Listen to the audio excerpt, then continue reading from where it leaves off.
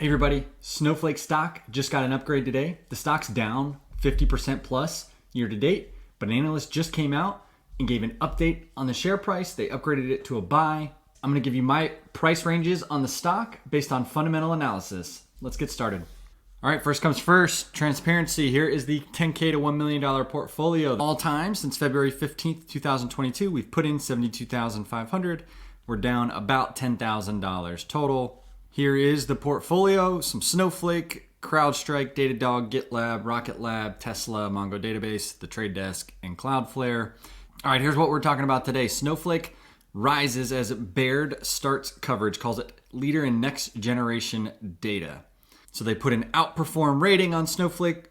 They gave a $200 price target that implies 33% upside. They say that Frank Slootman-led company has a revolutionary cloud platform for managing and analyzing data, and it's also taking market share. They've got strong growth from new and existing customers. Their net revenue retention was 174%. Talked about that previously. I'll show you what I'm talking about. We forecast 2023 revenue growth of 66 and 49% in FY24, albeit slightly below consensus, so that's what everyone else is expecting, to reflect growing recession risks. They noted that it's already generating meaningful cash flow, and while shares are richly valued, even with a possible recession coming, there is still the long-term opportunity to create value.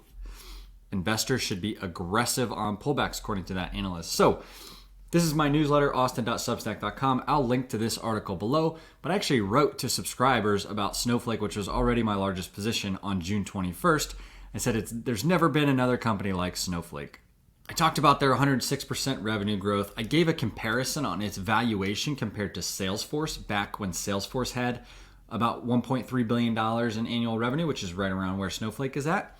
And so I think you might enjoy that comparison in this article if you enjoyed this video. So just check it out in the description below.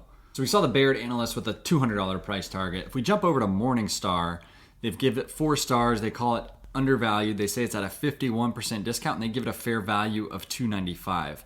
That was last updated in February, and so in all honesty, I probably expect this fair value to come down just because the share price is so low. They'll find a reason to bring this fair value down just so it's more in line. But that's what they were thinking, at least in February 2022. So let's jump to how I think about analyzing this stock. And I'm using this new tool, Everything Money. I pay for it, not an advertisement. These guys are giving me nothing. I just really love the tool and their website. Okay, we can see they've got a market cap of $47 billion, trailing 12-month revenue $1.4 billion, net income minus $642 million. So big time losses. Profit margin minus 45%. Obviously not good. Gross profit margin 64%. But free cash flow, here we go, $226 million. And then the price sales ratio is 33, which is extremely high. But if a company's going to grow, they can make up for that. So we're looking at the company's income statement now. We can see in January of 2019, for 2019, they had $96 million in revenue. They have grown that to, in January 2022, so in 3 years, they grew that to $1.2 billion in revenue. That's just insane growth. And so they also grew gross profit from $44 million to $760 million. That's a 18x increase in gross profit. And so we could see here in 2019, their operating income was negative $185 million. That's obviously unsustainable on $96 million in revenue. But in January 2020, $264 million in revenue, minus $358 million in operating income. Still not good, but it's actually improving as a percentage.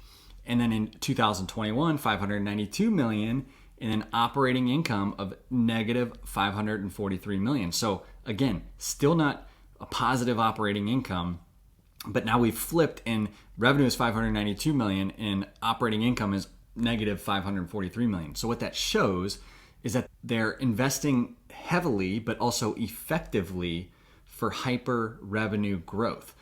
And if they can continue that hyper growth on the revenue side and scale the business to be more efficient and eventually become profitable, which this is showing signs of moving in that direction, then this could still be a very valuable business in the future. And so again, from January 2021 to January 2022, revenue more than doubled.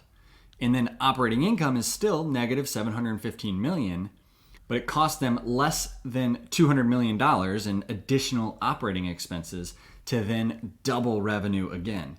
And so can that trend stay up forever? No, they have to become profitable eventually and have positive operating income. But again, they are effectively growing revenue at a pace that almost no other company in history has grown at this size. Okay, so let's take a look at the balance sheet. We're looking at cash and cash equivalents, 1.06 billion in cash and cash equivalents. Let's go to long-term liabilities, 200 million, so they can cover that easily with the cash on the balance sheet and cash equivalents. So cash from operations as of April 2022, 272 million.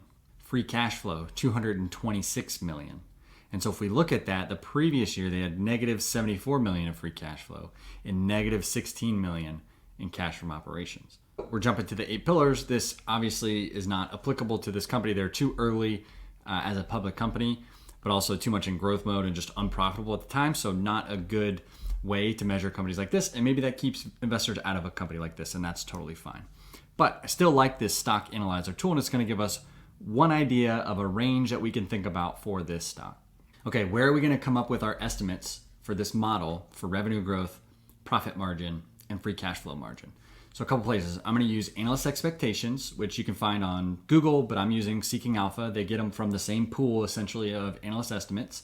So I'm going to use that for revenue. If we come over and we look at the analyst consensus revenue expectations, they think that for 2023, 66%, 24, 53%, 45, 52, 33, 28, 25, 22, and 20. Now, there's not a whole lot of analysts covering it after 2026, so that's important to remember. And these numbers are definitely going to be wrong. But what we can see is it's just slowly trending down, right? There's a lot of companies out there that have more than $21 billion in revenue that are still growing faster than 20%, 25%, even 30%. And management has said that in 2029, they expect to be growing revenue at 30% plus. They came out with their long-term targets. This is a very experienced management team. I actually trust them and think this could be conservative. We'll see what happens with recession, stuff like that. But they're saying 30% revenue growth, 10 billion in annual revenue in 29, with operating income of 20% and free cash flow margin of 25%. So I've taken all of that and I've built these scenarios.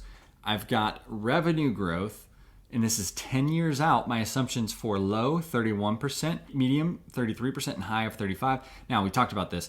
This model is saying that over the next 10 years, on average, this is the expected revenue growth. And so we saw here that the CAGR expected is actually 50%, which is a much higher average through 2027 than 31, 33, and 35. So even if the company is growing revenue at 30% 10 years from now, this is still factoring in the growth on average between now and then. That's the difference there, at least to my understanding of how they built this tool. The profit margin, I pulled that from analysts' expected net income margin of 16, on average 16% in 2027. Generally, as the growth slows down, that gets a little bit more efficient. So I did 15, 16, and 16. Free cash flow margin, again, management provided that target, so I used a low of 21, mid of 23, and a high of 25. A PE, 26, 28, and 30. Really, the PE could be higher than this, and I'd be okay with that at that time because they're still going to be growing earnings, and they have a long trajectory of earnings growth if they're effective. So it's not like this is a massive industry, the data analysis industry and the data cloud industry. Price free cash flow, same as PE. And then desired return, I put 13%. If you can get 8 to 10% from an S&P 500 ETF, you want to take on some extra benefit and upside from owning individual stocks. And so that 13% is kind of the hurdle rate. I want a higher than 13% annualized return if I'm doing individual stocks. So let's analyze it and let's see. And so here we go. So, this is saying on the low side, if this is what I really think these numbers are going to be over 10 years, then I should not be anywhere near this stock right now. It's still 149, way overvalued. So I understand if people have that opinion. Medium, if you're going multiple of earnings value, 122 is where you'd be willing to buy the stock. That's about 20%, 30% lower from here, so not too bad. But high, if they hit this, and I think that they can do this. Granted, there is a recession, there's macro fears, all that stuff, so maybe not, but I think even beyond 10 years from now, this company has a ton of opportunity as long as they continue to execute. So the high range, it actually does say the stock's a buy at 149. Current price is 149, so just barely a buy.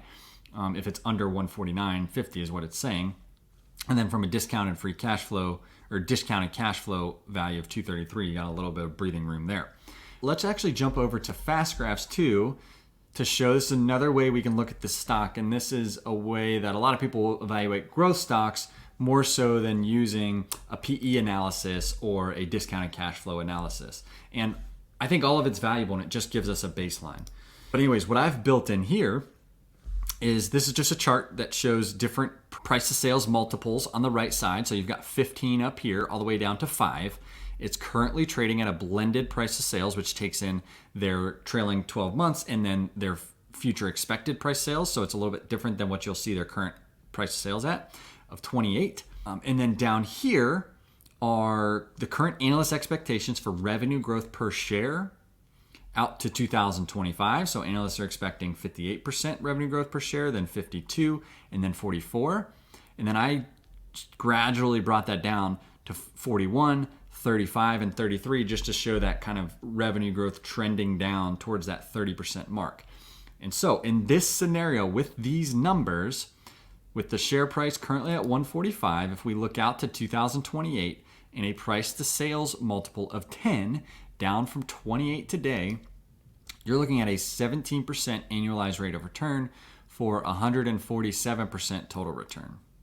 If we think 8 is a fair price to sales multiple, then you're looking at an annualized rate of return, that's kind of that hurdle rate we were talking about, of 13 for a total return of 98%.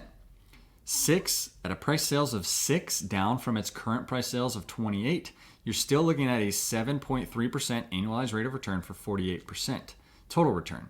And then even down to a price sales ratio of 5, it is still a positive annual return of almost 4% for a 23% annualized rate of return. Now, if we're in 2028 and the company is still growing revenue at 30% per year and things are still going good, they still have they're in a $90 to $100 billion plus market. They have $10 billion in annual recurring revenue, and they have a chance to continue growing at 20% plus for the next 5 years or the next 10 years. Well, then that stock is extremely cheap at that point, and even if it's at a price sales multiple of 5 and stays there, the share price is going to increase at the rate of revenue growth moving forward. So if it's at a price sales ratio of 5 in 2028, and that price sales ratio does not increase, the stock then moves at the growth rate of revenue as long as they're also not issuing a bunch of shares, because that would dilute it a little bit. But at that point, they probably would not be, because they'll be a more mature company.